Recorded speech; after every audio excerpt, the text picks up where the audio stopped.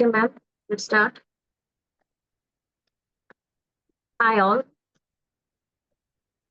Hi all. Good evening. Good evening. Am I audible? പറയുന്നത് കേൾക്കുന്നുണ്ടോ? Yes, audible ആണ്. Hi all. Good evening. Myself, I'm now working as a special educator and psychology counselor. And at the same time, ഞാൻ വിംപിൾ അക്കാഡമിയിലെ 20th ബാച്ചിലെ student കൂടാണ്.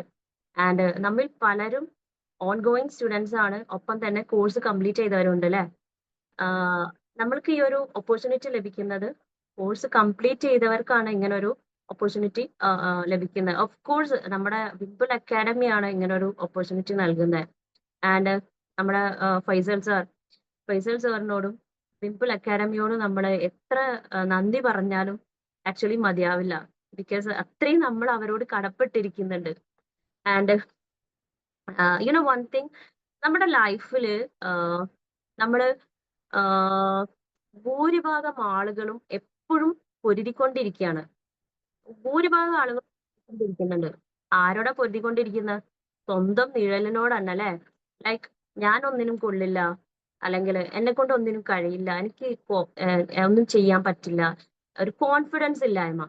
നമ്മുടെ ഉള്ളിൽ തന്നെ fully നമ്മൾ നെഗറ്റിവിറ്റിയാണ് നമ്മൾ മീൻസ് ഫില്ല് ചെയ്തുകൊണ്ടിരിക്കുന്നത്.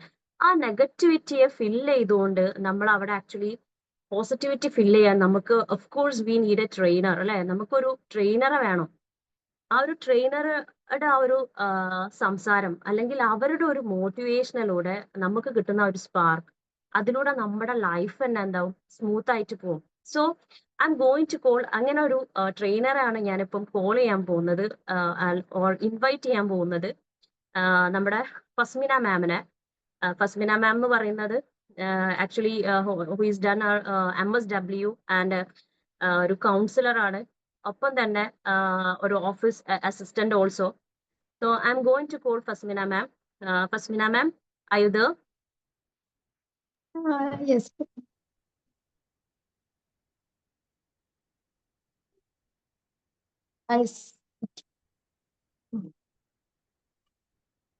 ഞാൻ പറയുന്നത് കേൾക്കാൻ പറ്റുന്നില്ലേ?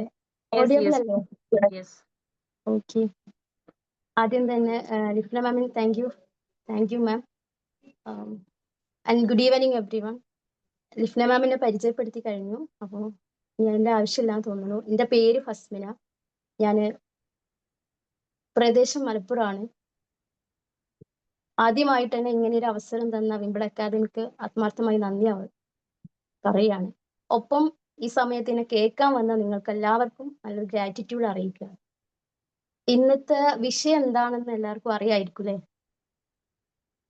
പാലിയേറ്റീവ് പരിചരണം എന്തിന് എന്നുള്ളതാണ്. നമ്മളൊക്കെ പാലിയേറ്റീവ് കെയറുകൾ അല്ലെങ്കിൽ ഹോം കെയറുകളെ കുറിച്ച് കേട്ടിട്ടുള്ളവരായിരിക്കില്ലേ? കേൾക്കാത്തവരുണ്ടാവും. എന്താണ് ഒരു പാലിയേറ്റീവ് കെയർ എന്നുള്ളത് ആർക്കെങ്കിലും പറയാൻ പറ്റും?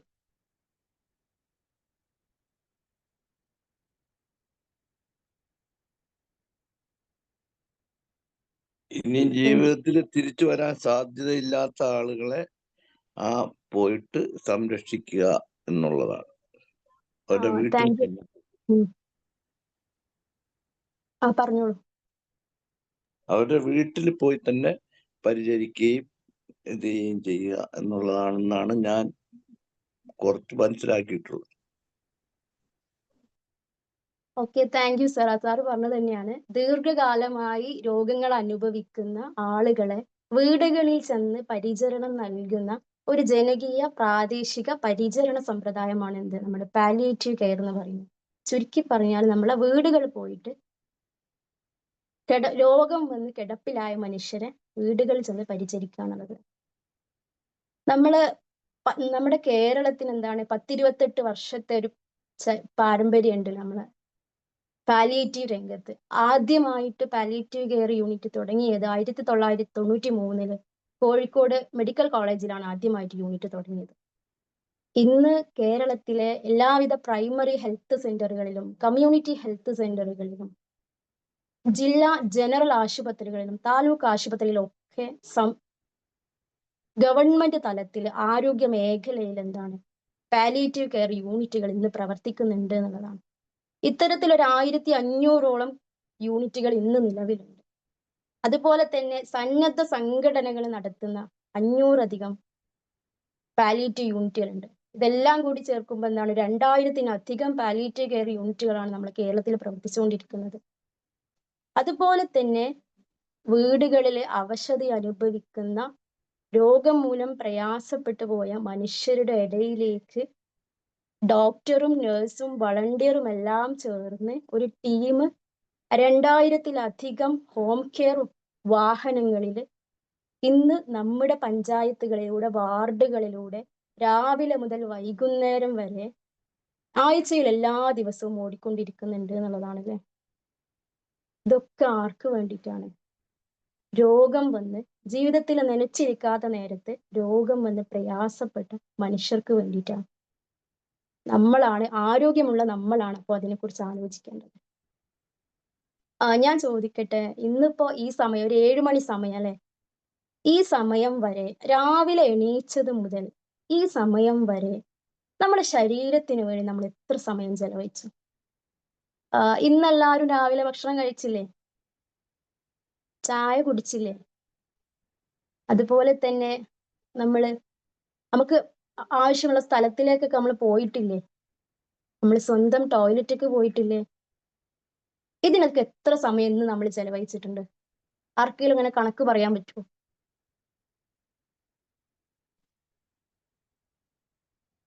ഇല്ല അല്ലെ. അല്ലെങ്കിൽ നമ്മൾ കഴിഞ്ഞ ശനിയാഴ്ച എത്ര തവണ നമ്മൾ പുറത്തു പോയിട്ടുണ്ട്? അതല്ലെങ്കിൽ കഴിഞ്ഞ ബുധനാഴ്ച എത്ര തവണ ഞാന് okay thank you Archana ma'am, Bindu ma'am. Okay, ഇല്ല, നമുക്ക് പറയാൻ പറ്റൂലല്ലേ എത്ര തവണ ഉണ്ട് എന്ന്. അതാണ് കഴിഞ്ഞ ദിവസം ഞാൻ എത്ര തവണ കൈ ഇങ്ങനെ മടക്കിയിട്ടുണ്ട്. ഇതൊന്നും നമുക്ക് ഓർമ്മയില്ല. നിങ്ങൾക്ക് ഓർമ്മയില്ല അതുപോലെ എനിക്കും തന്നെ ഓർമ്മയില്ല എന്നുള്ളതാണ്. ഇതൊന്നും നമ്മൾ എന്താണ് ആലോചിച്ച് നിൽക്കാറില്ല അല്ലെ. നമ്മളൊക്കെ എന്താണ്, നമ്മൾ സ്വയം നമ്മുടെ കാര്യങ്ങളൊക്കെ ചെയ്ത് വന്നിട്ട് ഇവിടെ ഇരിക്കുകയാണ് ഇപ്പോഴും അല്ലെ. ഈ മൊമെന്റ് വരെ ഞാൻ ഒരു കാര്യം ചോദിക്കട്ടെ, ഈ മൊമെന്റ് വരെ നമ്മുടെ സ്വയം കാര്യങ്ങൾ ചെയ്യാൻ വേണ്ടിയിട്ട് നമുക്ക് മറ്റൊരാളുടെ സഹായം തേടേണ്ടി വന്നിട്ടുണ്ടോ എന്നുള്ളതാണ്. ഇവിടെ ഇരിക്കുന്ന ആർക്കെങ്കിലും ഇവിടെ വന്നിരിക്കുന്ന സമയം വരെ മൂത്രത്തിന് ട്യൂബ് ഇട്ടുകൊണ്ട് നിൽക്കേണ്ടി വന്നിട്ടുണ്ടോ? വായിലൂടെ മൂക്കിലൂടെ ഭക്ഷണം കഴിക്കാൻ വേണ്ടി മൂക്കിലൂടെ ട്യൂബ് ഇട്ട് നിൽക്കേണ്ട അവസ്ഥ വന്നിട്ടുണ്ടോ എന്നുള്ളത് ഇവിടെയുള്ള ആർക്കെങ്കിലും അങ്ങനെ വന്നിട്ടുണ്ടോ?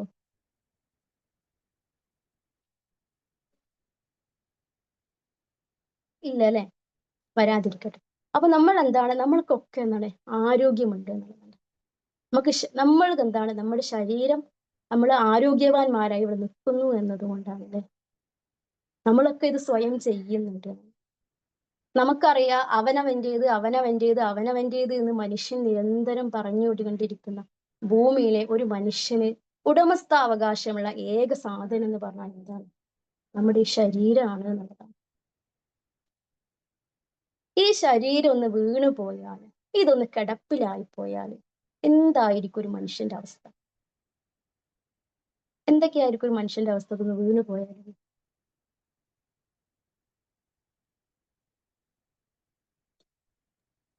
മറ്റൊരാളെ ആശ്രയിക്കാതെ ഒന്നും നടക്കില്ല എന്നുള്ളതിന്. യെസ്, താങ്ക് യു അർച്ചന. നമ്മൾ എന്താണ് ഇങ്ങനെ നമുക്കിതൊക്കെ ചെയ്യാൻ പറ്റുന്നുണ്ട് അല്ലെ. ഇപ്പുറത്ത് കിടപ്പിലായ ഒരു മനുഷ്യന്റെ അവസ്ഥ എന്താ? രാവിലെ മുതൽ അയാളുടെ ദിനേനയുള്ള കർമ്മങ്ങൾ പോലും മറ്റൊരാളെ കാത്ത് ഇരിക്കേണ്ടി വരുന്ന ഒരവസ്ഥ അല്ലെ. ഭക്ഷണം കഴിക്കണമെങ്കിൽ, മുടി ഒന്ന് ചീകണമെങ്കിൽ, ടോയ്ലറ്റിൽ ഒന്ന് പോവണമെങ്കിൽ, അടിസ്ഥാനപരമായ ആവശ്യങ്ങൾ നിറവേറ്റണമെങ്കിൽ, അല്ലെങ്കിൽ അതൊന്നും വേണ്ട, നമ്മുടെ ശരീരത്തിൽ വന്ന ഒരു കൊതുകിനെ ഒന്ന് തട്ടിമാറ്റാൻ അല്ലെങ്കിൽ അതിനൊന്ന് ഒഴിവാക്കാൻ വേണ്ടിയിട്ട് ഒരു മനുഷ്യന്റെ മറ്റൊരാളുടെ സഹായം കാത്തു കിടക്കുന്ന അനേകം മനുഷ്യരുള്ള ഒരു നാട്ടിലാണ് നമ്മളൊക്കെ ജീവിക്കുന്നത്. നമ്മൾ മനുഷ്യന്മാരാണ് വല്ലാത്തൊരു അത്ഭുതമാണ് അല്ലെ. ഒരുപാട് സ്വപ്നങ്ങളുണ്ട്, പ്രതീക്ഷകളുണ്ട്, ആഗ്രഹങ്ങളുണ്ട്, മോഹങ്ങളുണ്ട്. നമുക്ക് വീടുണ്ട്, ജോലിയുണ്ട്, ജോലി സ്ഥലമുണ്ട്, രാഷ്ട്രീയമുണ്ട്, കലയുണ്ട്. ഇവിടെയൊക്കെ എന്താണ് മനുഷ്യൻ നിരന്തരമായിട്ട് ഇവിടെയൊക്കെ ഇടപെട്ട് സന്തോഷങ്ങൾ കണ്ടെത്തിക്കൊണ്ടേയിരിക്കുക. ഇവിടെ ഇരിക്കുന്ന എനിക്കും നിങ്ങൾക്കും ഒക്കെ എന്താണ് നെക്സ്റ്റ് എന്ത് ചെയ്യണം, അടുത്തത് എന്ത് ചെയ്യണം എന്നൊക്കെ നമ്മളിങ്ങനെ ചിന്തിച്ചു കൊണ്ടേ ഇരിക്കുകയാണ് അല്ലേ. പക്ഷെ ഇതൊന്നുമില്ലാതെ ഒരു നേരത്തെ ഒന്നും നമ്മൾ പോലും വിചാരിക്കാതെ നമ്മുടെ അടുത്തേക്ക് രോഗം കടന്നു വരുന്നുണ്ടെങ്കിൽ ആ മനുഷ്യരുടെ അവസ്ഥയെക്കുറിച്ച് നമ്മളൊന്ന് ആലോചിക്കണം എന്നതാണ്. ഇത്തരത്തിലുള്ള ആളുകൾക്കാണ് നമ്മൾ പാലിയേറ്റീവ് കെയർ. അപ്പൊ ഈ കിടപ്പിലായ രോഗികൾ, ഇതിൽ ഏതൊക്കെ തരം രോഗികളാണ് ഇവിടെ ഉള്ളത് നമ്മൾ നോക്കുന്നത്. നമ്മൾ രോഗങ്ങൾ പറയുന്ന സമയത്ത് പ്രധാനമായും നമ്മൾ 3 കാറ്റഗറിയാണ് രോഗത്തെ തരം തിരിക്കാറില്ലേ? ആ ഏതൊക്കെയെന്ന് പറയാൻ പറ്റുമോ ആർക്കെങ്കിലും?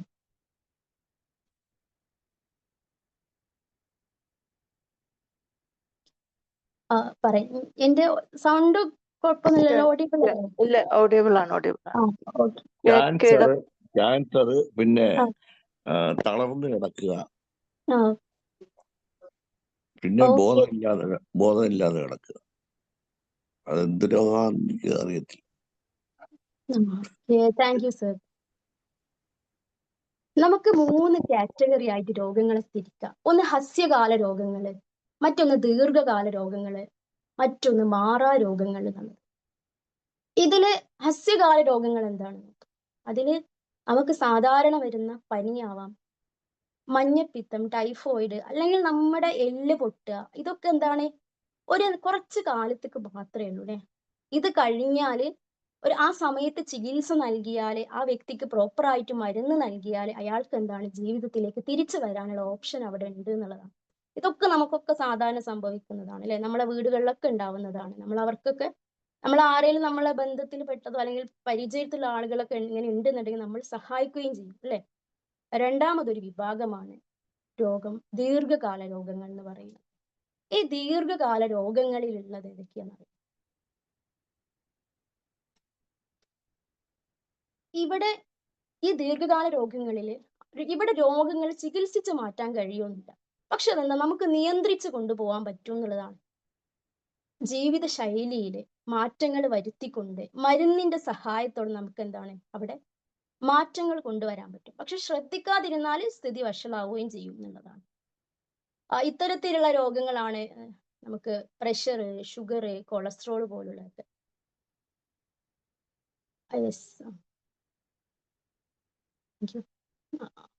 കൊളസ്ട്രോൾ പോലുള്ള രോഗങ്ങൾ. നമ്മൾ പറഞ്ഞ ഈ 2 കാറ്റഗറിയില്ല, ഈ 2 തലത്തിലുമുള്ള രോഗങ്ങൾ, ഹസ്യകാല രോഗങ്ങളും ദീർഘകാല രോഗങ്ങളും, ഇതിന് കൃത്യമായ ഒരു ആരോഗ്യ പരിചരണം ഇവിടെ ഉണ്ട് എന്നുള്ളതാണ് അല്ലെ. പ്രൈമറി ഹെൽത്ത് സെന്ററുകൾ തുടങ്ങി കമ്മ്യൂണിറ്റി ഹെൽത്ത് സെന്ററുകൾ, ഫാമിലി ഹെൽത്ത് സെന്ററുകൾ, ജനറൽ ആശുപത്രികൾ, ജില്ലാ ആശുപത്രികൾ, താലൂക്ക് ഹോസ്പിറ്റലുകൾ, ഏറ്റവും മുകളിൽ നിൽക്കുന്ന മെഡിക്കൽ കോളേജ് വരെ ഉണ്ട് എന്നുള്ളതാണ്. പ്രൈവറ്റ് മേഖലകളിൽ എടുത്തു നോക്കുകയാണ് എന്താ, പ്രൈവറ്റ് തലത്തിലുള്ള ക്ലിനിക്കുകളുണ്ട്, പ്രൈവറ്റ് ഹോസ്പിറ്റലുകളുണ്ട്, മൾട്ടി സ്പെഷ്യാലിറ്റികളുണ്ട് അല്ലെ. ഈ 2 കാറ്റഗറിക്കും ഇത്തരത്തിലുള്ള ചികിത്സ ഇവിടെ കിട്ടുന്നുണ്ട്. ഇനി നമ്മൾ പറയാൻ പോകുന്നത് മൂന്നാമതൊരു വിഭാഗത്തെ കുറിച്ചാണ്, മാറാ രോഗങ്ങൾ എന്ന് പറയും. ഇവിടെ എന്താ സംഭവിക്കുക? നേരത്തെ സാറ് പറഞ്ഞ പോലെ തന്നെ ഇത് ദീർഘകാലമായിട്ട് നിലനിൽക്കുകയും ചെയ്യും. ഇത് ജീവിതത്തിന്റെ മുന്നോട്ടുള്ള പാതയിൽ എന്താണ്, അത് നമ്മുടെ ജീവിതത്തിന്റെ ഗതി തന്നെ മാറ്റി നമ്മുടെ ആരോഗ്യം വഷളായിക്കൊണ്ട് മരണത്തിലേക്ക് വരെ നമ്മൾ എത്തിക്കുന്നുള്ളതാണ്. അതുപോലെ നമുക്ക് സാധാരണ ജീവിതത്തിലേക്ക് തിരിച്ചു വരാനുള്ള സാധ്യതകൾ അവിടെ ഇല്ല എന്നുള്ളതാണ്. ഒരുപക്ഷെ ഇവിടെ രോഗം എന്താണ്, ഒരു മനുഷ്യനെ കിടപ്പിലാക്കുക വരെ ചെയ്യുന്നത്. അത്തരത്തിലുള്ള രോഗങ്ങളാണ് എന്ത്, പക്ഷാഘാതം, നട്ടലിന് ക്ഷതമേൽക്കുന്നത്, ഡിമെൻഷ്യ, വാർദ്ധക്യകാല രോഗങ്ങൾ. ഈ രോഗങ്ങളൊക്കെ എന്താണ്, ഇതൊരു മനുഷ്യന് എന്താണ് അവസാനത്തിലേക്ക്, മരണത്തിലേക്ക് വരെ കൊണ്ടെത്തിക്കുന്ന അല്ലെങ്കിൽ കിടപ്പിലാക്കുന്ന രോഗങ്ങളാണ് ഇത്തരം മാറാ രോഗങ്ങൾ. ഇതിനെയാണ് നമ്മൾ മാറാ രോഗങ്ങൾ എന്ന് പറയുന്നത്. അപ്പൊ ഒരു ചോദ്യം ഉണ്ടാവും, ക്യാൻസർ ഒരു മാറാ രോഗമാണോ എന്നുള്ളത്. ക്യാൻസർ ഒരു മാറാ രോഗമാണോ? അല്ല. ഓക്കെ, നമുക്ക് നോക്കാം. ക്യാൻസറിൽ എന്താണ്? Okay, thank you Sheela ma'am, thank you Archana ma'am. Cancer നമുക്ക് ചികിത്സിച്ച് മാറ്റാൻ പറ്റുന്ന ക്യാൻസറുകൾ ഉണ്ട് അല്ലെ. അപ്പോൾ നമ്മൾ ഒരു യാഥാർത്ഥ്യം അവിടെ ഉണ്ട് എന്നുള്ളതാണ്. ഒരു പഞ്ചായത്തിൽ നമ്മൾ കേരളത്തിലെ 100 പേർക്ക് ക്യാൻസറിൽ എടുക്കുകയാണെന്നുണ്ടെങ്കിൽ അതിൽ 25% ആളുകൾക്ക് മാത്രമേ ഇവിടെ രോഗം പൂർണ്ണമായി ഭേദമാവുന്നുള്ളൂ എന്നുള്ളതാണ് അല്ലെ. അതിനുള്ള കാരണങ്ങൾ എന്താണ്? ഒന്നാമത് നമുക്കറിയാം ക്യാൻസർ പോലുള്ള ഒരു രോഗം അതിന്റെ ശരീരത്തിനുള്ളിൽ നിന്ന് പുറത്തേക്ക് ലക്ഷണങ്ങൾ കാണിച്ചു തുടങ്ങുമ്പോഴേക്ക് അതെന്താണ് ശരീരമാസകലം പിടിപെട്ടിട്ടുണ്ടാവും എന്നുള്ളതാണ്. നമ്മൾ പറഞ്ഞു 25% ആളുകൾക്ക് എന്താണ് പൂർണ്ണമായി ഭേദപ്പെടുന്നുള്ളൂ എന്നത്. അപ്പോഴും അവിടെ എന്താണ് 75% മനുഷ്യർ അപ്പുറത്തുണ്ട് എന്നുള്ളതാണ്. ഈ മനുഷ്യരുടെ അവസ്ഥ എന്താണ്? ഇവർ ഈ രോഗം കൊണ്ട് ബുദ്ധിമുട്ടി നമ്മൾ പറഞ്ഞ മാറാരോഗം എന്ന അവസ്ഥയിലേക്ക് ഇവരെത്തിപ്പെടുന്നു എന്നുള്ളതാണ്. നമുക്ക് കേരളത്തിലെ ഒരു അവസ്ഥ എടുത്തു നോക്കാം. ഇന്ന് നമുക്കൊരു ഉദാഹരണം എടുക്കാം. സാമ്പത്തികമായി വളരെ പിന്നോക്കം നിൽക്കുന്ന ഒരു കുടുംബമാണ് എന്ന് വിചാരിക്കുക. ആ വീട്ടിലെ ഗൃഹനാഥനും കൂടിയാണ്. അദ്ദേഹത്തിന് പെട്ടെന്ന് ഒരു ചുമ വരുന്നു, അല്ലെങ്കിൽ വയറുവേദന വരുന്നു. അദ്ദേഹം അടുത്തുള്ള പ്രൈമറി ഹെൽത്ത് സെന്ററുകളിൽ കാണിക്കുന്നു. ആ സമയത്ത് പ്രത്യേകിച്ച് ഒരു മാറ്റം വരുന്നില്ല. പിന്നെന്താണ്, പിന്നെയും ഹോസ്പിറ്റലിൽ കയറി ഇറങ്ങുന്നു. വൈദ്യന്മാരെ കാണിക്കുന്നു, യുനാനി കാണിക്കുന്നു, ആയുർവേദം കാണിക്കുന്നു, ഹോമിയോപ്പതി കാണിക്കുന്നു. ഇവിടെ ഒന്നും എന്താണ് അസുഖം മാറുന്നില്ല. പിന്നെ അടുത്ത സ്റ്റേജ് എന്താണ്? രക്തപരിശോധനകൾ നടത്തുന്നു, എക്സ്റേ നടത്തുന്നു, കുഴലിറക്കി പരിശോധിക്കുന്നു, പിന്നെ സ്കാനിങ്, ഇതൊക്കെ നടത്തി ലാസ്റ്റ് എന്താണ് തിരിച്ചറിയാണിത് നിർണയിക്കപ്പെടാൻ അയാളുടെ രോഗം ക്യാൻസർ ആണ്. ആ സ്റ്റേജിൽ അയാളുടെ അവസ്ഥ എന്തായിരിക്കും?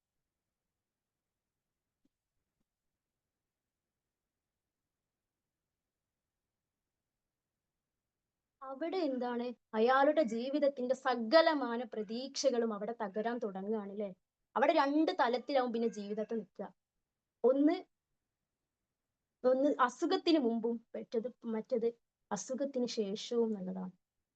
നമുക്കൊന്നും ഒരു യാതൊരു ഗ്യാരണ്ടി ഇല്ല ഭൂമിയിൽ എന്നുള്ളതാണ്. ഈ നിമിഷം ഞാൻ അവിടെ വന്ന് ക്ലാസ് എടുക്കുന്നുണ്ടെങ്കിൽ അടുത്ത നിമിഷം എനിക്ക് എന്ത് സംഭവിക്കുന്നു പോലും എനിക്കറിയില്ല.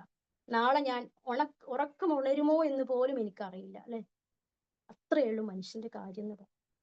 ഇവിടെ ക്യാൻസർ ബാധിച്ച് കണ്ടെത്തിയ ആ വ്യക്തിക്ക് പിന്നീട് എന്താണ് ചികിത്സ ലഭ്യമാക്കണം. കീമോതെറാപ്പി കൊടുക്കുന്നു, റേഡിയേഷൻ കൊടുക്കുന്നു, ഓപ്പറേഷനുകൾ നടത്തുന്നു ഇല്ലേ.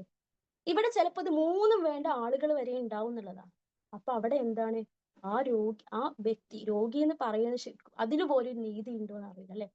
അസുഖം ബാധിച്ച ആ വ്യക്തിക്ക് നമ്മൾ എന്താണ് അവിടെ അവർക്ക് കീമോയും റേഡിയേഷനും ഇതൊക്കെ നൽകുന്നത് കൊണ്ട് തന്നെ അയാൾ ശാരീരികമായി വളരെയധികം അവശത നേരിടും. ഒരു സ്റ്റേജ് കഴിഞ്ഞാല് ഹോസ്പിറ്റലുകൾ എന്ന് പറയാണ് ഇനി വൈദ്യശാസ്ത്രത്തിന് ഒന്നും ചെയ്യാനില്ല എന്ന് പറയാം, നിങ്ങൾ വീട്ടിലേക്ക് കൊണ്ടുപോയിക്കോളൂ. അപ്പൊ അവിടെ എന്താവും ആ മനുഷ്യന്റെ മാനസികാവസ്ഥ, ആ മനുഷ്യന്റെ അവസ്ഥ എന്തായിരിക്കും നമ്മളൊന്ന് ആലോചിച്ച് നോക്കുക. അയാൾക്ക് പിന്നെ എവിടെയാണ് ഒരു ആശ്രയം ഉള്ളത്? അയാളുടെ പ്രശ്നങ്ങൾ അറിയാം. നമ്മുടെ ക്യാൻസർ വന്ന് ഹോസ്പിറ്റലിലേക്ക് പോകുന്ന ആ വ്യക്തി ഒരുപക്ഷെ അതിനേക്കാൾ പ്രയാസങ്ങളും ബുദ്ധിമുട്ടുകളും ആയിട്ടാണ് വീട്ടിലേക്ക് തിരിച്ചു വരുന്നുണ്ടാവും അല്ലെ. ഒരിക്കലും അയാളുടെ പ്രയാസങ്ങളെല്ലാം മാറിയിട്ടല്ല അയാൾ അവിടേക്ക് പോകുന്നുള്ളത്, വീട്ടിലേക്ക് പോകുന്നത്. ഒരുപാട് പ്രശ്നങ്ങളുമായിട്ടാണ് പിന്നെ ആ വ്യക്തി പോകുന്നത്. വൈദ്യശാസ്ത്രവും ഹോസ്പിറ്റലും കൈമലർത്തുന്ന ഈ സാഹചര്യത്തിൽ ഇവരുടെ പ്രശ്നങ്ങൾക്ക് ഒരു പരിഹാരം കണ്ടെത്താനുള്ള എന്ത് സംവിധാനമാണ് നമ്മുടെ നാട്ടിലുള്ളത്? അടുത്തതായിട്ട് നമുക്ക് വേറൊരു സിറ്റുവേഷൻ, ഒരു ഉദാഹരണം പറയാം. ജോലിക്കിടയില് ബിൽഡിങ്ങിന് താഴെ വീഴുന്ന, അതല്ലെങ്കിൽ മരത്തിൽ കയറുമ്പോൾ താഴെ വീഴുന്ന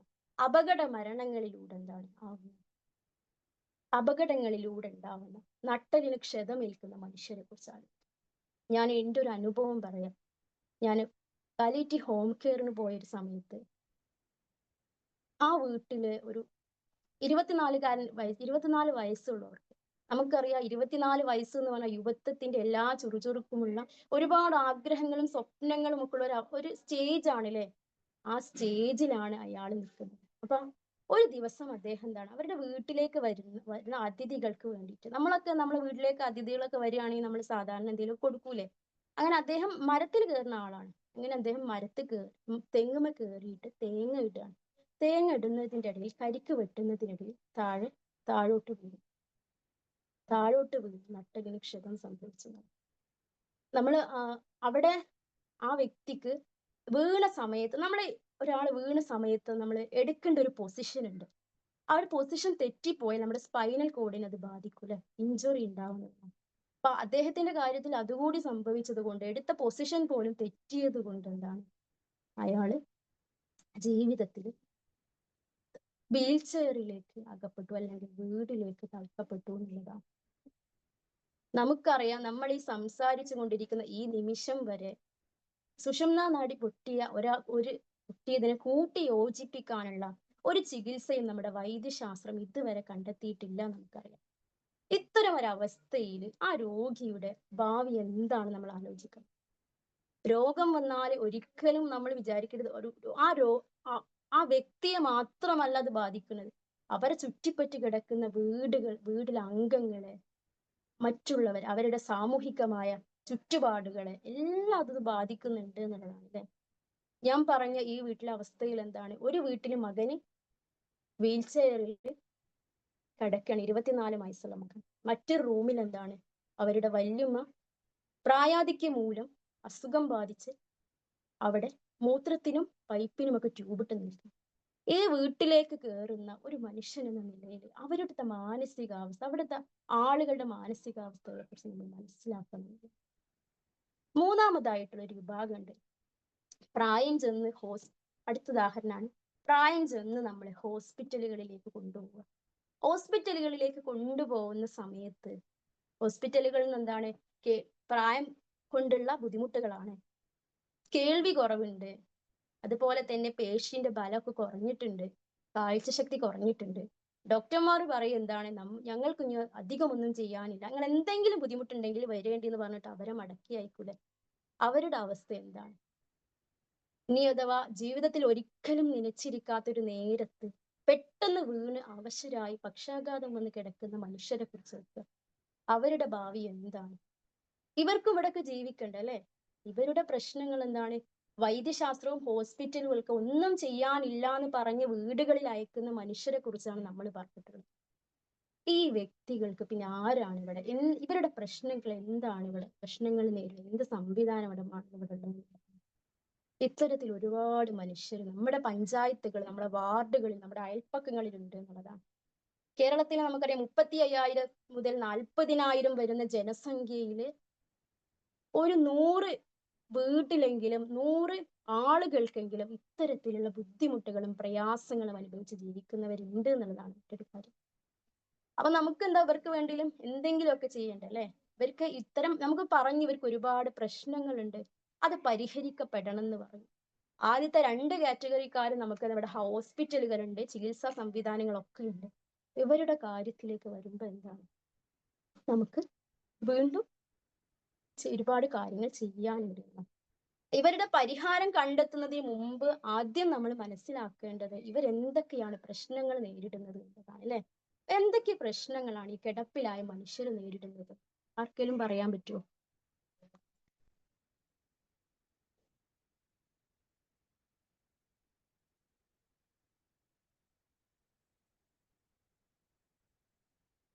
ഐസൊലേഷൻ. ഐസൊലേഷൻ ശരിയാണ്. മെന്റലി ഭയങ്കര ഡൗൺ ആയിരിക്കും. Thank you Sonama. ശരി. ഓക്കെ, ഇതൊക്കെ ഐസൊലേഷനും അതെ. ബെഡ് സോർ ഉണ്ടാവും. Thank you Shailama. ഇത്തരത്തിലുള്ള പ്രശ്നങ്ങൾ അവർ നേരിടുന്നുണ്ട് അല്ലെ.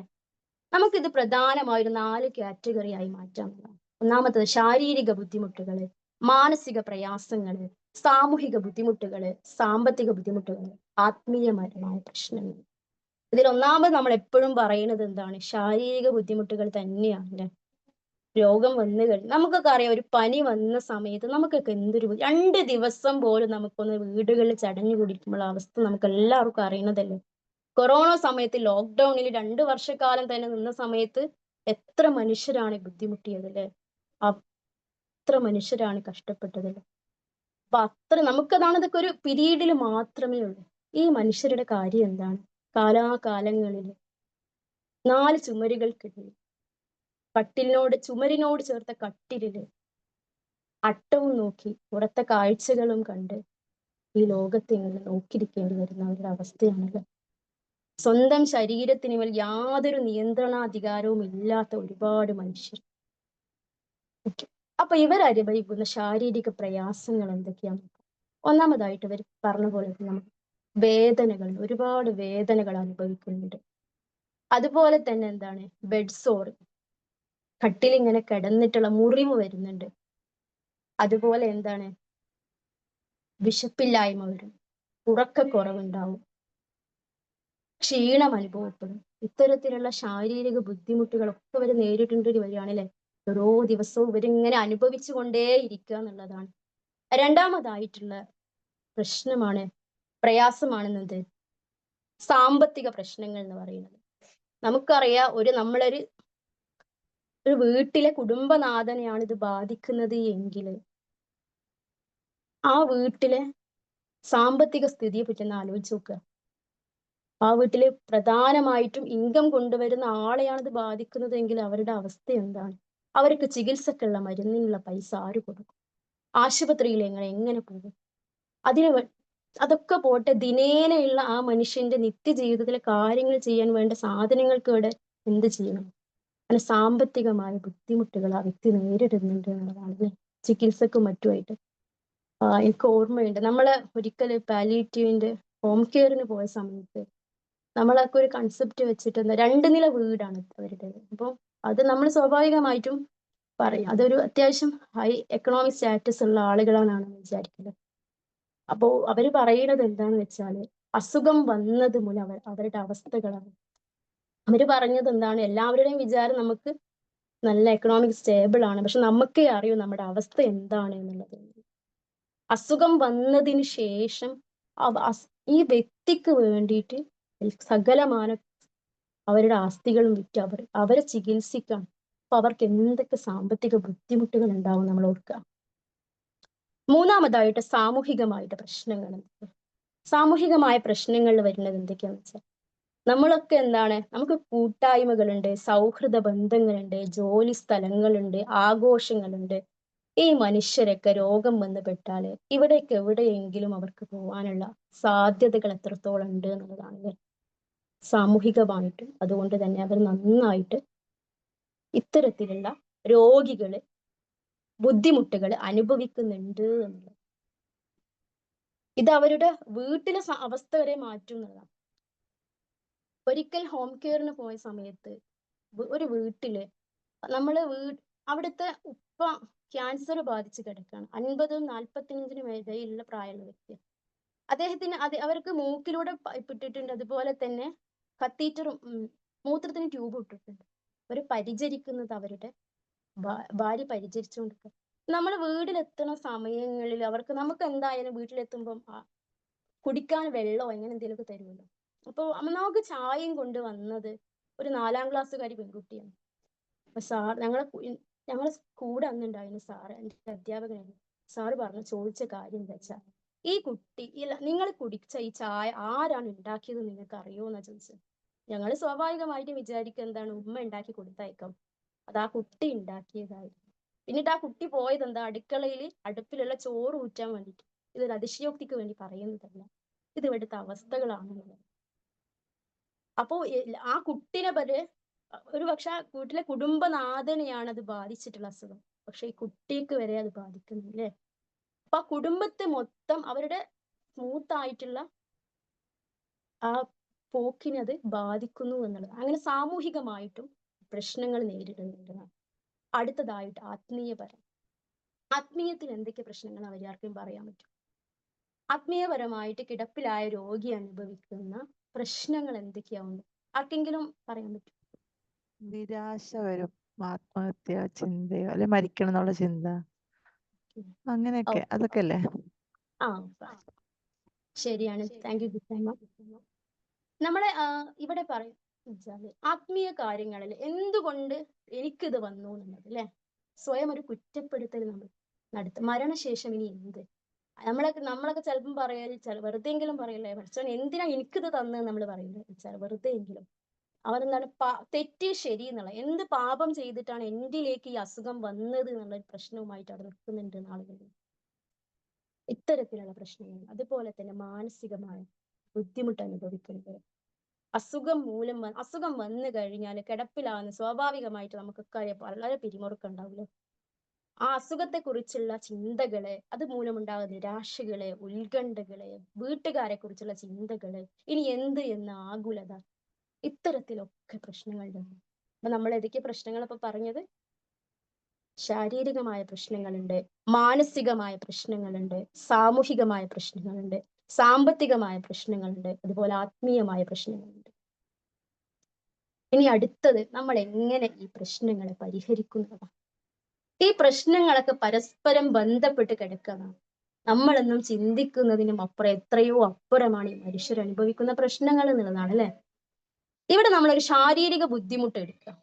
ശാരീരിക ബുദ്ധിമുട്ടിന് ഒരു പക്ഷേ നമുക്ക് നേഴ്സിനോ ഡോക്ടർക്കോ അത് കുറക്കാൻ പറ്റുമായിരിക്കും. നേഴ്സിന് എന്താണ്, ഡ്രസ്സ് ചെയ്ത് കൊടുക്കുക, മൂത്രത്തിന് ട്യൂബ് ഇട്ട് കൊടുക്കുക, ഡോക്ടർക്ക് മരുന്ന് കൊടുക്കുക ഒക്കെ ചെയ്യാം.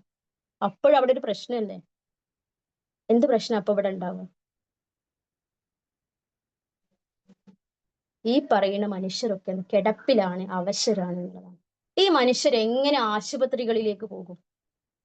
എങ്ങനെ അവർക്ക് വേണ്ട മരുന്നുകൾ വാങ്ങും?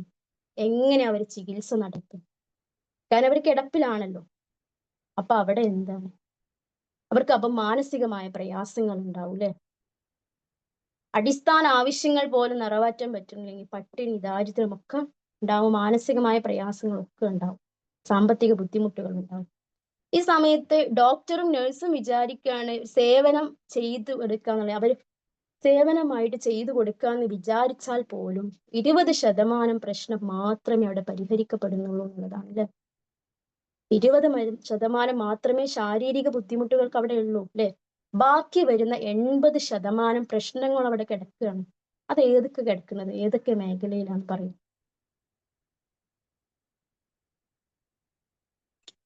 നമ്മൾ നേരത്തെ പറഞ്ഞ സാമൂഹികമായിട്ടുള്ള, സാമ്പത്തികമായിട്ടുള്ള, ആത്മീയപരമായിട്ടുള്ള, മാനസികപരമായിട്ടുള്ള പ്രശ്നങ്ങളാണ് ബാക്കി വരുന്ന 80%.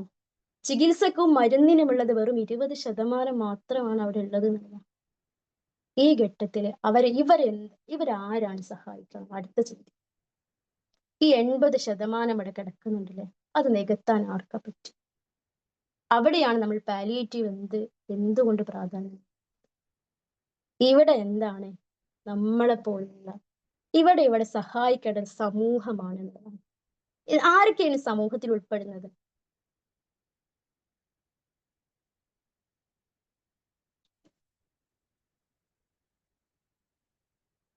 ഓക്കെ, രോഗികളുണ്ട്, രോഗികളുടെ കുടുംബമുണ്ട്, നാട്ടുകാരുണ്ട്, അയൽപ്പക്കക്കാരുണ്ട്.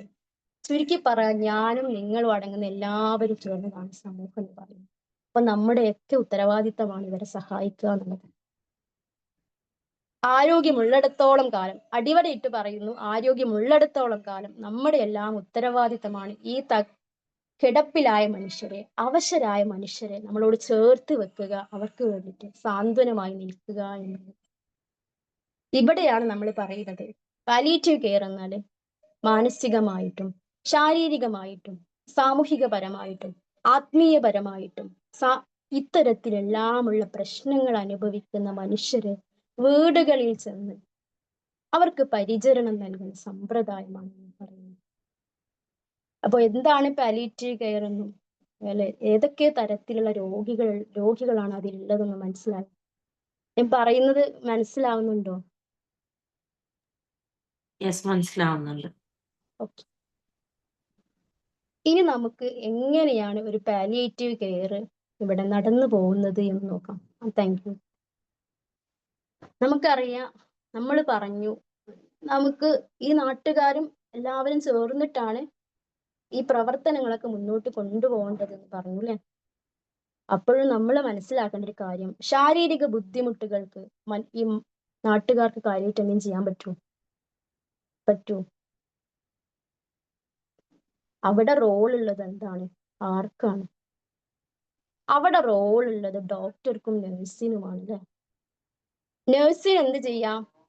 വീട്ടിൽ വന്നിട്ട് വീട്ടില് രോഗിക്ക് ശുശ്രൂഷ നൽകുക, മുറിവ് കെട്ടിക്കൊടുക്കുക, അതുപോലെ തന്നെ എന്താണ്, വീട്ടിലുള്ള ആളുകൾക്ക് ഈ അസുഖം ബാധിച്ച വ്യക്തിക്ക് നൽകുന്ന പ്രഥമ ശുശ്രൂഷകളെ പഠിപ്പിച്ചു കൊടുക്കുക.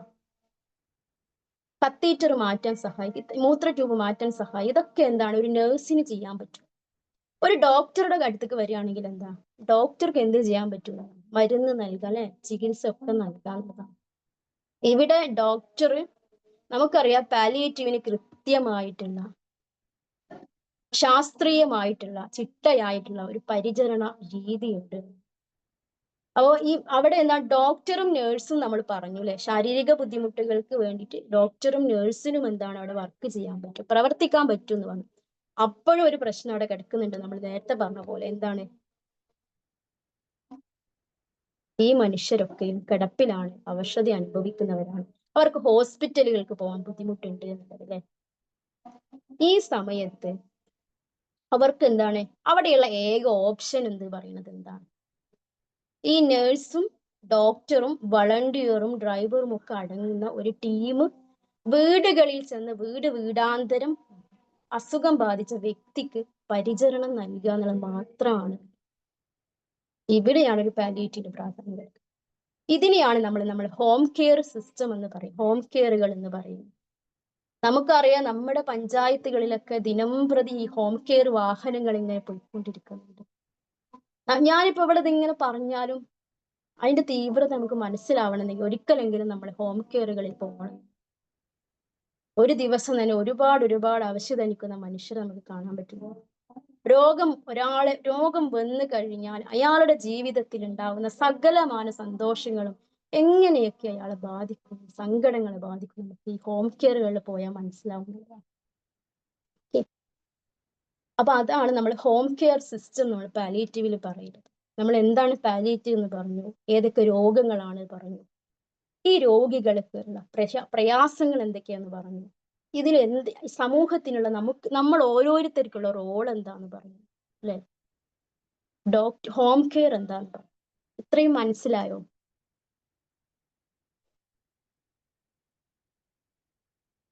മനസ്സിലായി. ഓക്കെ. അടുത്തതായിട്ട് നമുക്ക് എന്താണ്, ഇതിൽ ആർക്കൊക്കെ വളണ്ടിയർ ആവാം എന്നുള്ളതാണ്. ഇതിൽ ആർക്കൊക്കെ വളണ്ടിയർ ആവാം? പാലിയേറ്റീവ് കെയറിൽ വളണ്ടിയർ ആവണമെങ്കിൽ ഓക്കെ, താങ്ക് യു. പാലിയേറ്റീവ് കെയറിൽ വളണ്ടിയർ ആവണമെങ്കിൽ എന്തെങ്കിലും മാനദണ്ഡങ്ങൾ ഉണ്ടോ? ആർക്കെങ്കിലും അറിയോ?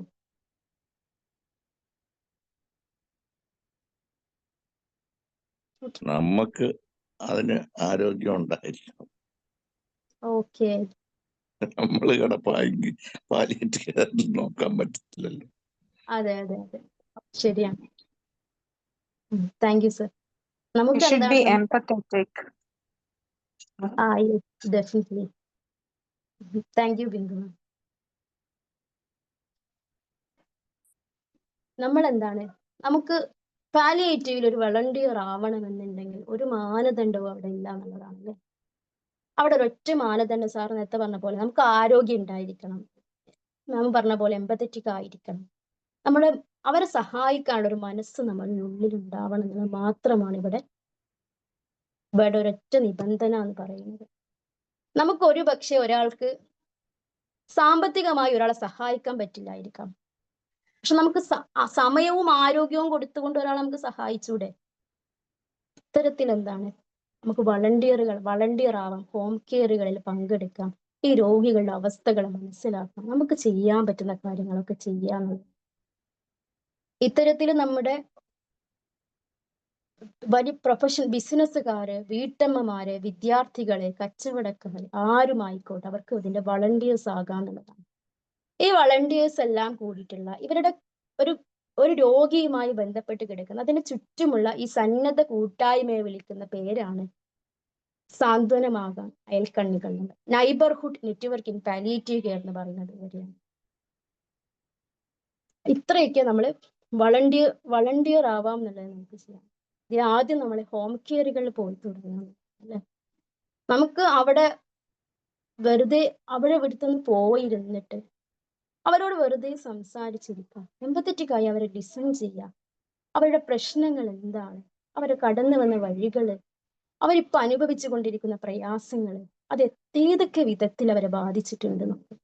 അപ്പോഴും നമ്മൾ ശ്രദ്ധിക്കണം, അവരോട് സംസാരിക്കുന്ന സമയത്ത് അവർക്ക് ബുദ്ധിമുട്ടുണ്ടാവുന്നെങ്കിൽ വാക്കുകൾ നമ്മൾ വരുന്നുണ്ടോ ഒക്കെ. അപ്പൊ നമ്മൾ എന്താണ് ഇവിടെ ഒരു ഇതിന്റെ തന്നെ ഭാഗമായി ഒരു സിസ്റ്റത്തിന്റെ സാമൂഹിക പരിചരണ സമ്പ്രദായത്തിന്റെ ഒരു ഭാഗമായി നമ്മൾ മാറുക എന്നുള്ളതാണ്. നമുക്കെന്താ ഇങ്ങനെ വളണ്ടിയർ ആവാം, അതുപോലെ വേറെ ഏതൊക്കെ വിധത്തിൽ നമുക്ക് സഹായിക്കാം. നമ്മുടെ നാട്ടില് എന്തെങ്കിലും രോഗങ്ങൾ അനുഭവിക്കുന്ന, അവശത അനുഭവിക്കുന്ന മനുഷ്യരുണ്ടെങ്കിൽ അവരെയൊക്കെ നമുക്ക് പാലിയേറ്റീവുമായി രജിസ്റ്റർ ചെയ്ത് കൊടുക്കാം. അതുമല്ലെങ്കിൽ എന്താണ്, പാലിയേറ്റീവിനെ കുറിച്ച് അറിയാത്ത ആളുകളിലേക്ക് ഇത് എത്തിക്കാം, വളണ്ടിയേഴ്സ് ആയിട്ട് നിൽക്കാം. പിന്നെ ഇത്തരത്തില് പാലിയേറ്റീവിൽ അംഗങ്ങൾ ഉണ്ടാക്കുന്ന വസ്തുക്കളെ നമുക്ക് ഉൽപ്പന്നങ്ങള് വിറ്റ് കൊടുത്തുകൊണ്ട് നമുക്ക് അവരെ സഹായിക്കാം. അതുപോലെ തന്നെ ഡേ കെയറുകൾ പോലുള്ള അവരെ ഒരുമിച്ചുള്ള പരിപാടികളൊക്കെ സംഘടിപ്പിക്കാൻ നമുക്ക് സഹായിക്കാം. ഇവിടെ നമ്മൾ നേരത്തെ പറഞ്ഞു സേവനങ്ങളൊക്കെ നൽകുന്ന ഡോക്ടറും നഴ്സും ഒക്കെ അവർക്ക് സേവനങ്ങളൊക്കെ നൽകുന്നുണ്ട് എന്ന് പറഞ്ഞു. ഈ സേവനങ്ങൾ നൽകുന്ന സമയത്തും അവർക്ക് ഇതിന് ഒരു പാലിയേറ്റീവ് നടത്തിക്കൊണ്ട് പോകാൻ വേണ്ടിയിട്ട് എന്താണ് ഒരുപാട് സാധന സാമഗ്രികള്, മെഡിസിനുകള്, ഒരുപാട് കാര്യങ്ങൾ ആവശ്യമായി വരില്ലേ. ഇതിനുള്ള പണം എവിടെ നിന്നാണ് കണ്ടെത്തുന്നത് എന്നുള്ളതാണ്. എവിടെ നിന്നാണ് ഇതിനുള്ള പണം കണ്ടെത്തുന്നത്? ആർക്കെങ്കിലും പറയാൻ പറ്റുമോ? Donations. Okay, thank you sir. Donation വഴിയാണ് അല്ലേ, സംഭാവനകൾ വഴിയാണ് അല്ലേ.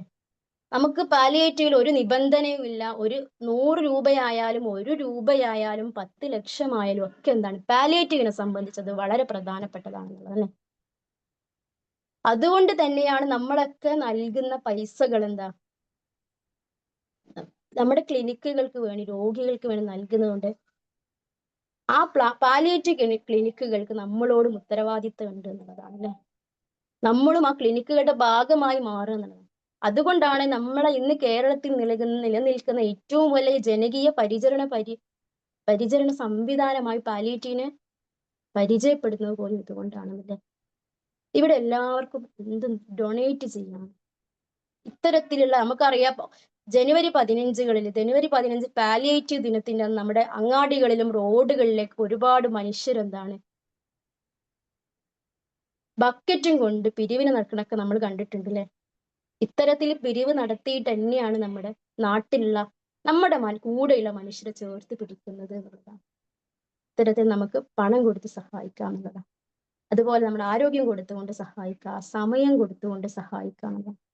അപ്പോൾ നമ്മുടെ ബന്ധങ്ങൾ ഒഴിവാക്കണമെന്നോ നമ്മുടെ ജോലികൾ മാറ്റി വെക്കണമെന്നോ ഒന്നുമല്ല നമ്മൾ പറയുന്നത് അല്ലെ. നമുക്ക് ഒരു ദിവസം 24 മണിക്കൂറാണ്. ആഴ്ചയിൽ ഒരു മണിക്കൂറെങ്കിലും ഇത്തരം ആളുകളുടെ ഇടയിലേക്ക് നമ്മൾ ഇറങ്ങിച്ചില്ല, അവരുടെ പ്രയാസങ്ങൾ മനസ്സിലാക്കുക, അവരുടെ കട്ടിലിനരികിൽ ഇരുന്ന് അവരോട് സംസാരിക്കുക. ചിലപ്പോ അവർക്ക് അവരുടെ നഖം മുറിച്ചു കൊടുക്കാനായി. സാർ എന്തെങ്കിലും പറഞ്ഞോ? ഓക്കെ, ചിലപ്പോ അവർക്ക് എന്താണ് നഖം മുറിച്ചു കൊടുക്കാനായിരിക്കും, അതല്ലെങ്കിൽ എന്താണ് അവരെന്ന് കുളിപ്പിക്കാനായിരിക്കും, അല്ലെങ്കിൽ എന്താണ് അവർക്ക് മുടി ചീകി കൊടുക്കാനായിരിക്കും അല്ലെ. അങ്ങനെ എന്തെങ്കിലും നമ്മളെ കൊണ്ട് ആവുന്ന വിധത്തിൽ ഈ മനുഷ്യരെ സഹായിക്കണം. എപ്പോഴും നമുക്കറിയാം ആഴ്ചകളോളം പാലിയേറ്റീവിന്റെ വളണ്ടിയേഴ്സ് വരാൻ വേണ്ടി കാത്തു നിൽക്കുന്ന, കുളിക്കാൻ വേണ്ടി കാത്തു നിൽക്കുന്ന മനുഷ്യന്മാരുള്ള നാടാണ് അല്ലെ. നമ്മളൊക്കെ ഒരു ദിവസം എത്ര തവണ കുളിക്കും? 3-4 തവണയൊക്കെ കുളിക്കുന്നവരാണല്ലേ, 2-3 തവണയൊക്കെ കുളിക്കുന്നത്. നമുക്കറിയാം നമ്മള് ബാത്റൂമിൽ പോകുന്ന സമയത്ത് നമ്മള് കുറ്റിയിട്ടിട്ടോ 2 തവണയെങ്കിലും നമ്മൾ നോക്കൂലേ. ഈ മനുഷ്യരുടെ അവസ്ഥ നമ്മൾ ആലോചിച്ച് നോക്കണം. മറ്റൊരാളുടെ സഹായവും കാത്ത് അവരവിടെ നിൽക്കേണ്ടി വരിക എന്ന് പറഞ്ഞു, അതിൽ പരം എന്ത് കഷ്ടപ്പാടാണ് ഇവർ അനുഭവിക്കാനുള്ളത്. അപ്പൊ നമ്മളെ സമയം കൊടുത്തുകൊണ്ട്, നമ്മുടെ ആരോഗ്യം കൊടുത്തുകൊണ്ട്, നമ്മുടെ സമ്പത്തിന് ഒരു ഭാഗം കൊടുത്തുകൊണ്ട് ഇതിന്റെ ഭാഗമായി മാറുക എന്നുള്ളതാണ് നമുക്ക് ചെയ്യാനുള്ള കാര്യം എന്ന് പറയുന്നത്. നമ്മൾ പാലിയേറ്റീവിൽ പ്രവർത്തിക്കുന്ന സമയത്ത് എന്തിനു ഞാൻ പാലിയേറ്റീവിൽ പ്രവർത്തിക്കണമെന്ന കൃത്യമായ ബോധം എല്ലാവർക്കും ഉണ്ടായിരിക്കണം. എന്തിനാണ് ഞാൻ പാലിയേറ്റീവിൽ പ്രവർത്തിക്കുന്നത്? എന്തെങ്കിലും പ്രീതി കിട്ടാൻ വേണ്ടിയിട്ടാണോ, അല്ലെങ്കിൽ ദൈവപ്രീതിക്ക്, അല്ലെങ്കിൽ എന്റെ വിശ്വാസത്തിന്റെ ഭാഗമായിട്ട്, അല്ലെങ്കിൽ സംതൃപ്തിക്ക് വേണ്ടി? അങ്ങനെ ഓരോ മനുഷ്യനെ സംബന്ധിച്ചും വ്യത്യസ്തമായിട്ട് ലക്ഷ്യങ്ങൾ ഉണ്ടായിരിക്കും ഇങ്ങനെ പോകുന്നത് കൊണ്ട്. നമുക്ക് അങ്ങനെ നമുക്ക് കൃത്യമായ ലക്ഷ്യം ഉണ്ടായി എന്തിനു നമ്മൾ പാലിയേറ്റീവിൽ പോകണം. നമ്മൾ ഒരിക്കലും ഈ പാലിയേറ്റീവിൽ അസുഖം ബാധിച്ച ഒരാളെ പരിചരിക്കുക എന്ന് പറയുന്നത് ഒരിക്കലും അത് അയാളുടെ ഔദാര്യമല്ല, അയാൾക്ക് കിട്ടേണ്ട അവകാശമാണ് നമ്മൾ ആദ്യം മനസ്സിലാക്കുക എന്നുള്ളതാണ്. അന്തസ്സിട്ട പരിചരണം അയാൾക്ക് നൽകണം.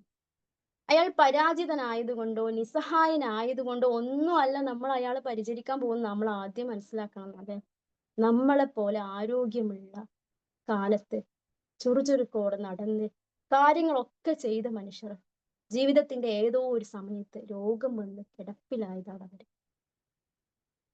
അതുകൊണ്ട് തന്നെ ഒരു മനുഷ്യൻ എന്ന നിലയിൽ അവരുടെ അന്തസ്സിനെ നമ്മൾ ബഹുമാനിച്ചു കൊണ്ടാണ് അവർക്ക് നമ്മൾ പരിചരണം കൊടുക്കേണ്ടത്. ഈ അന്തസ്സിറ്റ പരിചരണം എപ്പോഴാണ് നടക്കുക? നമ്മളെപ്പോലെ അവരും തുല്യരാണ് എന്ന ബോധം നമ്മളിൽ ഉണ്ടാവുമ്പോഴാണ് എന്നുള്ളതാണ്. അത്തരത്തിലുള്ള ബോധം ഉണ്ടെങ്കിൽ മാത്രമേ നമുക്ക് അവരെ സഹായിക്കാൻ പറ്റുള്ളൂ നമ്മൾ. അതേസമയം എനിക്ക് ഇവർ തരുന്നത് ഒരു ഔദാര്യമാണ് എന്ന് ആ വ്യക്തി ചിന്തിച്ചു തുടങ്ങിയാൽ അയാൾ ഇത് അപകർഷതാ ബോധം ഉണ്ടാക്കുന്നതാണ്, അല്ലെ? അപ്പൊ നമ്മൾ ചെയ്യുന്ന പ്രവർത്തനത്തിന്റെ നമ്മൾ അതിന്റെ വാല്യൂ നമ്മൾ അറിയണം. നമ്മൾ പാലിയേറ്റീവിൽ നിൽക്കുന്ന സമയത്ത് അതിന്റെ അളവ് പോലെ എപ്പോഴും അവനവനായിരിക്കണം എന്നുള്ളതാണ്. നാളെ എനിക്കോ നിങ്ങൾക്കോ ഈ അവസരം വരാം. അപ്പൊ നമുക്ക് വേണ്ടിയിട്ടും ആളുകൾ വരണ്ടേ? 2 തരത്തിലുള്ള മരണങ്ങളാണല്ലേ സാധാരണ സംഭവിക്കുക. ആകസ്മിക മരണങ്ങളും അതുപോലെ തന്നെ കിടന്ന് മരിക്കുന്നതും. നമുക്ക് പറയാൻ പറ്റുമോ ഇതിൽ ഏതിലാണ് ഞാൻ എന്നുള്ളത്? നമുക്ക് പറയാൻ പറ്റൂല, അല്ലെ? ചിലപ്പോൾ 2 ദിവസം ഹോസ്പിറ്റലിൽ കിടന്നിട്ടാവും നമ്മളൊക്കെ മരിക്കുന്നുണ്ടാവുക. അപ്പൊ അത്തരം അവസ്ഥകളിലേക്ക് നമ്മൾ എത്താതിരിക്കട്ടെ നമുക്ക് പ്രാർത്ഥിക്കാം. പക്ഷെ എങ്കിൽ എന്താ, ആ സമയത്ത് നമ്മളെ ചേർത്ത് പിടിക്കണമെങ്കിൽ, നമുക്കൊരു കൈത്താങ്ങായി നിൽക്കണമെങ്കിലൊക്കെ എന്താ, നമ്മളും നമ്മുടെ കൂടെയുള്ള മനുഷ്യരുടെ കൂടെ നിൽക്കണം എന്നുള്ളതാണ്. പാലിയേറ്റീവിന്റെ പ്രധാനപ്പെട്ട ഒരു നയം എന്ന് പറയുന്നത് തന്നെ രോഗി അനുഭവിക്കുന്ന രോഗവും അത് അയാളുടെ കുടുംബത്തിന്റെയും രോഗിയുടെയും മാത്രം ബാധ്യതയല്ല, അത് സമൂഹത്തിന്റെ കൂടി ഉത്തരവാദിത്തമാണ് എന്നുള്ളതാണ്. അതാണ് പാലിയേറ്റീവിന്റെ വ്യക്തമായ നയം എന്ന് പറയുന്നത്. നമ്മുടെ എന്താണ്, സമൂഹത്തിന് വ്യക്തമായ ഉത്തരവാദിത്തം അതിലുണ്ട് എന്നുള്ളത്. അതുകൊണ്ട് തന്നെ നമ്മൾ എന്താണ്, പാലിയേറ്റീവിൽ പ്രവർത്തിക്കുക, അവർക്ക് വേണ്ടി സമയം കൊടുക്കുക. ഒരു പക്ഷെ നമുക്ക് സമ്പത്ത് കൊണ്ട് ഒരാളെ നമുക്ക് സഹായിക്കാൻ പറ്റില്ലായിരിക്കാം, പക്ഷെ നമ്മുടെ ജീവിതത്തിൽ 24 മണിക്കൂറിൽ അരമണിക്കൂറെങ്കിലും കൊടുക്കാൻ നമുക്ക് പറ്റുമായിരിക്കൂലേ? അങ്ങനെ ഏതെങ്കിലും ദിവസം നമുക്ക് ഒഴിവിട്ട സമയത്തൊക്കെ ഇവരോടൊപ്പം ചേർന്ന് പ്രവർത്തിക്കുക. അതുപോലെ തന്നെ നമ്മൾ പാലിയേറ്റീവിൽ എന്താണ്, അവർക്ക് നമ്മൾ യാഥാർത്ഥ്യ ബോധം കൂടി കൊടുക്കുക എന്നുള്ളതാണ്. നമ്മൾ ആ പാലിയേറ്റീവിലെ ആളുകൾക്ക്, കിടപ്പിലായ മനുഷ്യർക്ക് ഇപ്പൊ ഒരു ഉദാഹരണം പറയാണ്, നമ്മള് കിടപ്പിലായ ഒരു മനുഷ്യൻ ആഗ്രഹിക്കുകയാണ്, രോഗം വന്ന് അസുഖം ബാധിച്ച് കിടപ്പിലായ ഒരു മനുഷ്യൻ ആഗ്രഹിക്കുകയാണ്, എനിക്ക് പഴയതുപോലെ എണീച്ച് നടക്കണം. അതിന് പറ്റാത്തൊരവസ്ഥ കൂടിയാണെന്നുണ്ടെങ്കിൽ, അസുഖം മാറിയിട്ടില്ലെങ്കിലും എൻ്റെ വേദന കുറയണമെന്നുള്ള ആ ബോധത്തിലേക്ക്, ആ യാഥാർത്ഥ്യത്തിലേക്ക് അയാളെ കൊണ്ടെത്തിക്കാൻ ഈ പരിചരിക്കുന്ന ആളുകളായ വളണ്ടിയേഴ്സായി നമുക്ക് സാധിക്കണം എന്നുള്ളതാണ്. അതുപോലെ തന്നെ നട്ടെല്ലിന് ക്ഷതം ബാധിച്ച ഒരാള് എനിക്ക് കാലുകൊണ്ട് നടന്നുപോയി ജോലി ചെയ്യണമെന്ന് ആഗ്രഹിക്കുന്നുണ്ടെന്നുണ്ടെങ്കിൽ, നടന്നുകൊണ്ടില്ലെങ്കിലും ഇരുന്നു കൊണ്ടെങ്കിലും എനിക്ക് വീൽ ചെയറുകളിൽ ഇരുന്ന് ജോലി ചെയ്യാൻ പറ്റുന്ന ഒരു യാഥാർത്ഥ്യ ബോധത്തിലേക്ക് നമ്മൾ അവരെ എത്തിക്കുക എന്നുള്ളതാണ്. ഒരിക്കലും നമ്മളൊരു വെറുതെ ഒരുപാട് ആഗ്രഹങ്ങളും സ്വപ്നങ്ങളും ഒന്നും നൽകുകയല്ല ചെയ്യുന്നത്, അല്ലെ? അവരെ യാഥാർത്ഥ്യ ബോധത്തിലേക്ക് കൊണ്ടുവരികയാണ് ചെയ്യുന്നത്. ഇത്തരത്തില് ഒരുപാട് ആളുകൾ നമ്മുടെ സഹായവും കാത്ത് ഈ നമ്മുടെ പഞ്ചായത്തുകളിൽ, തൊട്ടടുത്ത വീടുകളിലെ വാർഡുകളിലൊക്കെ ഉണ്ട് എന്നുള്ളത്. നമ്മുടെ സമയത്തിന്റെ ഒരു സമയം ഇവർക്ക് വേണ്ടി മാറ്റിവെക്കുക എന്നുള്ളതാണ് നമ്മൾ ചെയ്യേണ്ട കാര്യം. അതുപോലെ തന്നെ നമ്മള് പാലിയേറ്റീവിന് പറയുന്ന സമയത്ത് നമുക്ക് വളർന്നു വരുന്ന വിദ്യാർത്ഥികളിൽ ഇതിന്റെ അവബോധം ഉണ്ടാക്കണം, അല്ലെ? അതിനുവേണ്ടി നമുക്ക് ഇന്ന് പ്രവർത്തിക്കുന്നുണ്ടത് സ്റ്റുഡൻസ് ഇനീഷ്യേറ്റീവ് ഇൻ പാലിയേറ്റീവ് കെയറുകൾ. കേരളത്തിൽ അങ്ങോളം ഇങ്ങോളമുള്ള ക്യാമ്പസുകളിൽ എന്താണ്, ഒരുപാട് ക്യാമ്പസുകളിൽ സ്റ്റുഡൻസ് ഇനീഷ്യേറ്റീവ് ഇൻ പാലിയേറ്റീവ് പ്രവർത്തിക്കുന്നുണ്ട്. ഇതിന്റെ കീഴിൽ എന്താണ്, അവർ പരിപാടികൾ നടത്തും. പങ്കുവെക്കലിന്റെയും പങ്കിട്ടെടുക്കലിന്റെയും സ്നേഹത്തിന്റെയും ഒക്കെ കഥകൾ പറഞ്ഞുകൊണ്ട് തകർന്നു പോയ മനുഷ്യരെ ചേർത്ത് വെക്കുന്ന ഇത്തരം പദ്ധതികളുണ്ട്.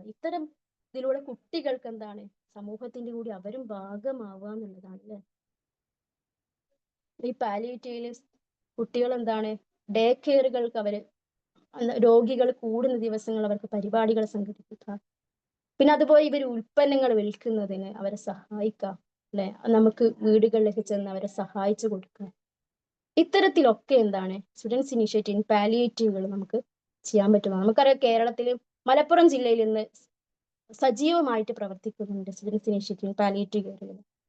അതുപോലെ ഒരു ജില്ലയുടെ മുഴുവനായിട്ട് മലപ്പുറത്തുള്ളതാണ് മലപ്പുറം ഇനീഷ്യേറ്റീവ് പാലിയേറ്റീവ് എന്നുള്ളത്. ജില്ലയുടെ മുഴുവനായിട്ടുള്ള കോർഡിനേഷൻ പ്രവർത്തനം അങ്ങനെ ഓരോരോ ജില്ലകളിൽ എന്താണ് ഇത് പ്രവർത്തിക്കുന്നുണ്ട്. ഇതിന്റെ ഒക്കെ നെടുന്തൂണുകൾ എന്ന് പറയാൻ നമ്മളെപ്പോലുള്ള ആളുകളാണെന്നുള്ളതാണ് അല്ലെ. നമ്മൾ എന്താണ് അവർക്ക് സമയം കൊടുക്കുക, അവരുടെ കൂടെ നിൽക്കുക, അവർക്ക് പറയാനുള്ളത് കേൾക്കുക അല്ലെ. നമ്മുടെ പാലിയേറ്റീവിൽ ഒരു വളണ്ടിയർ പറഞ്ഞൊരു അനുഭവം ഉണ്ട്. അദ്ദേഹം എന്താണ് ഒരു ദിവസം ഹോം കെയർ ടീമിന്റെ കൂടെ അങ്ങനെ പോയതാണ്. പോയ സമയത്ത് ഒരു വ്യക്തി, അവര് നല്ലോണം അധ്വാനിച്ചൊക്കെ ഉള്ള വ്യക്തിയായിരുന്നു. അങ്ങനെ രണ്ട് മക്കളാണ് അവർക്കുള്ളത്. ആവുന്ന കാലത്ത് നന്നായിട്ട് അധ്വാനിച്ചിട്ടുണ്ടായിരുന്നു. അവർക്ക് 2 മക്കളുണ്ടായിരുന്നു. ഈ മക്കള് പഠിച്ച് ഇവര് ജോലിക്ക് പോകും. ഈ ഉമ്മ കിടപ്പിലാണ്. പെട്ടെന്നൊരു പക്ഷപാതം വന്നിട്ട് കിടപ്പിലായി പോയതാണ്. അപ്പൊ അവരിങ്ങനെ കട്ടിൽ കിടക്കും. മക്കൾ എല്ലാ സാധനങ്ങളും ഉണ്ടാക്കി വെച്ചിട്ട് അവര് ജോലിക്ക് പോകും. 2 മക്കൾ ഒരു 3 മണിയൊക്കെ ആകുമ്പോൾ അവര് തിരിച്ചു വന്നിട്ട് ഉമ്മയെ പരിചരിക്കുന്നു. അപ്പൊ ഈ വളണ്ടിയർ പോയ സമയത്ത് ഉമ്മാനോട് ഇങ്ങനെ സംസാരിക്കുന്ന സമയത്ത് വളണ്ടിയർ പെട്ടെന്നൊരു ചോദ്യം ചോദിച്ചു, ഉമ്മ എങ്ങനെയാണ് ഇത്രയും സമയം എങ്ങനെ ഈ ഒരു രാവിലെ മുതൽ വൈകുന്നേരം വരെ ഈ സമയം ഉണ്ടല്ലോ, ഈ പീരീഡ് എങ്ങനെയാ ഉമ്മ കഴിച്ചു നീക്കുന്നത്? കാരണം മുമ്പ് അസുഖം വരുന്നതിന് മുമ്പ് ഒരു തരത്തിൽ അവർ റെസ്റ്റ് എടുത്തിട്ടുണ്ടെന്നില്ല, നിരന്തരമായി വർക്ക് ചെയ്ത ആളാണ് നമ്മൾ ഓർക്കണം. അവരോട് ചോദിക്കുന്ന സമയത്ത് ആ ഉമ്മ പറഞ്ഞ എന്താ പറയാ, ഞാനിവിടെ ഒറ്റക്കല്ലല്ലോ മോനെ, ഇതിന്റെ കാണാൻ എന്നും 11 മണിക്ക് ഒരാൾ വരുന്നുണ്ട്. അപ്പം ഈ വളണ്ടിയറിനൊരു ആകാംക്ഷയായി. കാരണം എന്താ, ഈ കുന്നിന്റെ മുകളിലാണ് സ്ഥലം പറഞ്ഞത്. അപ്പൊ ഇത്രയൊക്കെ ദൂരൊക്കെ താണ്ടിയിട്ട് ഒരു മനുഷ്യൻ അവിടെ വരണം എന്നുണ്ടെങ്കിൽ അതിനാരാന്ന് അറിയണം എന്ന് അദ്ദേഹം വിചാരിച്ചു. അപ്പൊ അങ്ങനെ വിചാരിച്ച് അദ്ദേഹം അവിടെ കാത്തു നിന്നു. അപ്പോഴാണ് 11 മണി 12 മണിയൊക്കെ ആയ സമയത്ത് ആള് വന്നു. ഉമ്മ ഇവരോട് പറയാണ്, കണ്ടോ ഞാൻ പറഞ്ഞ ആള് വന്നിട്ടുണ്ട്. അപ്പൊ പുറത്തേക്ക് നോക്കി, അവിടെ ആരും കണ്ടില്ല അവര്. പിന്നെന്താ പറഞ്ഞത്, പിന്നെ വീണ്ടും നോക്കി, നല്ലോണം നോക്കാൻ പറഞ്ഞു, അപ്പോഴും കണ്ടില്ല. പിന്നെ ഒന്ന് പറഞ്ഞ, ഈ കിണറിന്റെ വക്കത്തൊന്ന് നോക്കുക. അപ്പൊ കിണറിന്റെ വക്കത്ത് നോക്കിയപ്പോൾ അവിടെ ഒരു കിളി വന്നിരിക്കുന്നുണ്ട് വെള്ളം കുടിക്കാൻ. അപ്പൊ ഉമ്മ പറയാ, എന്നെ എന്നും കാണാൻ വരുന്ന ആളാരാണ്, ഈ കിളിയാണ് എന്ന്. അത് പറഞ്ഞുകൊണ്ട് ഉമ്മ കരയാണ്. അപ്പൊ അതൊരു അനുഭവമാണ്. അപ്പൊ നമ്മൾ എന്താണ് ഇവർക്ക് ഇത്തരത്തിലുള്ള ആളുകളൊക്കെ പോയി നമ്മള് വീടുകളിൽ വന്ന് നമുക്ക് സമയം കൊടുക്കുക, അവർ പറയാനുള്ളത് കേൾക്കുക. അവരോട് സംസാരിക്കുന്ന സമയത്താവും ചിലപ്പോൾ നമുക്ക് അവരുടെ രോഗം തന്നെ നമ്മൾ അറിയുന്നുണ്ടാവുക എന്നുള്ളതാണ് മറ്റൊരു കാര്യം അല്ലെ. അതുവരെ ചിലപ്പോൾ നമ്മൾ മനസ്സിലാക്കിയിട്ട് പോലും ഉണ്ടാവില്ല. അപ്പൊ അത്തരത്തിലുള്ള ആളുകൾക്ക് നമ്മൾ സമയം കൊടുക്കുക, അവരെ നന്നായി കേട്ടിരിക്കുക എന്നുള്ളത് മാത്രം നമുക്ക് ചെയ്യാനുള്ള കാര്യം. നമ്മള് വീടുകൾ എന്ന് പറയുന്ന ആവുന്നിടത്തോളം വാഴുന്ന കാലമല്ല, ആവാത്ത കാലത്തും നമ്മുടെ വീടുകൾ എന്താവണം, വാഴുന്നിടമാവണം എന്നുള്ളത്. അതിനു വേണ്ടിയിട്ട് നമ്മൾ വീട് കേന്ദ്രീകൃതമായി പരിചരണ സംവിധാനം പാലിയേറ്റീവ് കൊണ്ടുവന്നിട്ടുള്ളത്. അവിടെ എന്താണ്, വീടുകളിലുള്ള ആളുകൾക്ക് പോലും ഇവിടെ ട്രെയിനിങ് പാലിയേറ്റീവ് കെയർ നൽകുന്നുണ്ട്. ചുരുക്കത്തിൽ എന്താണ്, നമ്മുടെ കൂടെയുള്ള തകർന്നു പോയ മനുഷ്യരെ, ജീവിതത്തിന്റെ യാത്രയിൽ വീണുപോയ മനുഷ്യരെ, വീടിന്റെ 4 ചുമരുകൾക്കുള്ള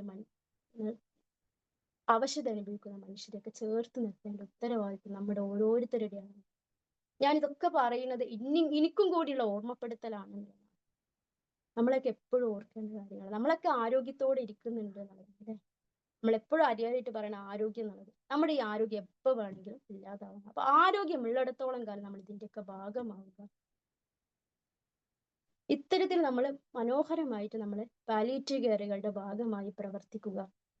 ഏറ്റവും മനോഹരമായിട്ട് ജനകീയ പങ്കാളിത്തമായതുകൊണ്ട് തന്നെ നമ്മുടെയൊക്കെ പ്രാധാന്യമാണ്. അതുകൊണ്ട് നമ്മൾ ഇതിന്റെ കൂടെ നിന്നിട്ട് നമ്മളാൽ ആവുന്ന വിധം ഈ സംവിധാനത്തെ ശക്തിപ്പെടുത്തുക. ഇത്രയും പറഞ്ഞുകൊണ്ട് ഞാൻ നിർത്തുകയാണ്. Thank you.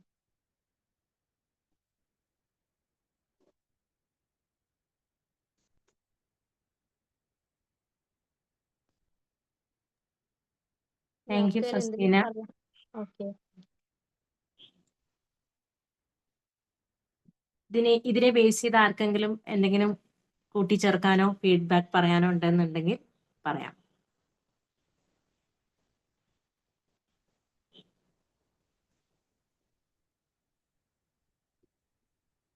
Thank you Fasmina. വളരെ ഇൻഫോർമേറ്റീവ് ആയിട്ടുള്ള ഒരു ക്ലാസ് ആയിരുന്നു. ഞാൻ ഫുൾ ടൈം എനിക്ക് പാർട്ടിസിപ്പേറ്റ് ചെയ്യാൻ പറ്റിയില്ല, ബട്ട് സ്റ്റിൽ ഞാൻ ഡ്രൈവ് ചെയ്യുമ്പോഴൊക്കെ ഓൺ ആയിരുന്നു, കേൾക്കുന്നുണ്ടായിരുന്നു. ഇന്ററാക്ട് ചെയ്യാൻ പറ്റിയില്ല, sorry. It was really good. പിന്നെ എനിക്കത് ഫസ്മിന പറയുമ്പോഴും എനിക്കത് I can relate to it a lot, because എൻ്റെ father is 92 years and palliative care അല്ല, വീട്ടിലാണ് ഒരാളെ വെച്ച് നോക്കുന്നു. പക്ഷെ ഞാൻ എൻ്റെ ഫാദറിനെ പോയി കാണുമ്പോഴും he was A very active person. ഭയങ്കര ആക്റ്റീവ് ആയിരുന്നു. ഈ ഒരു 4 years മുമ്പ് കോവിഡ് വരുന്നത് വരെ, കോവിഡ് വന്ന ശേഷമാണ് ഫാദറിന് ഓർമ്മയൊക്കെ പോയി, പാൾജമേഴ്സും അതൊക്കെയാണ്. So when you were talking I could feel that അവരുടെ ആ ഒരു മാനസികമായിട്ടുള്ള അത് പറഞ്ഞില്ലേ. സോ എൻ്റെ ഫാദർ ഓർമ്മ വരുമ്പം ഫാദറിന് എപ്പോഴും ഇങ്ങനെ മുമ്പ് ചെയ്തുകൊണ്ടിരുന്നതൊക്കെ ഓർമ്മ വരും. അപ്പൊ സങ്കടം വരും, നമുക്ക് മുഖം കാണുമ്പോഴറിയാം അത്. സോ അവർക്ക് സംസാരിക്കത്തില്ല ഇപ്പൊ, ഹി ഡസൻ ടോക്ക്. പക്ഷേ എനിക്കറിയാം എൻ്റെ പപ്പയ്ക്ക് എന്തൊക്കെയോ പറയാനുണ്ട്, പക്ഷെ ഒന്നും ക്ലിയർ അല്ല. ആ സങ്കടം കാണുമ്പോൾ അറിയാം ഒറ്റയ്ക്കായി ഇരിക്കുന്നത്.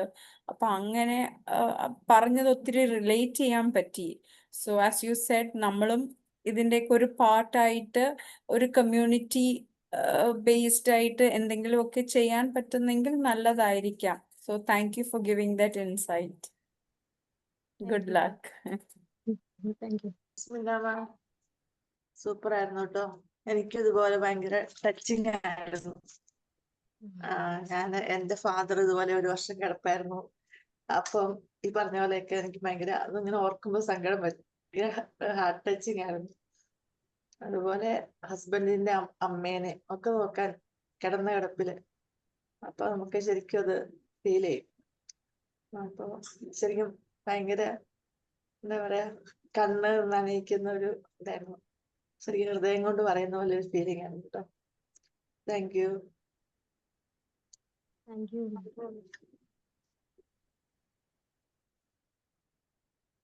അപ്പൊ thank you all for the active participation and feedback. ഈ പറഞ്ഞ മാതിരി ഒരു നീഡ് ഓഫ് ദി ആർ ആയിരുന്നു ഫസ്മിനയുടെ ടോപ്പിക് എന്ന് പറയുന്നത്, അല്ലേ?